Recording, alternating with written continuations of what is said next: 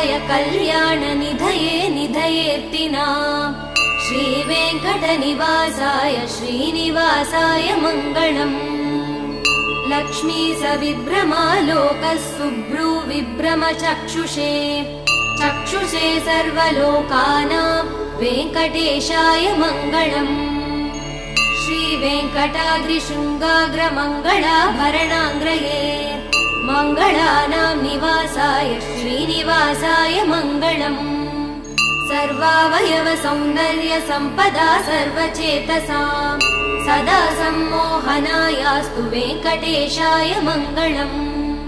नित्याय निरवध्याय सत्यानन्द चिदात्मने सर्वान्तरात्मने श्रीमद्वेङ्कटेशाय मङ्गलम्। स्वतः सर्वविदे सर्वशक्तये सर्वशेषिने सुलभाय सुशि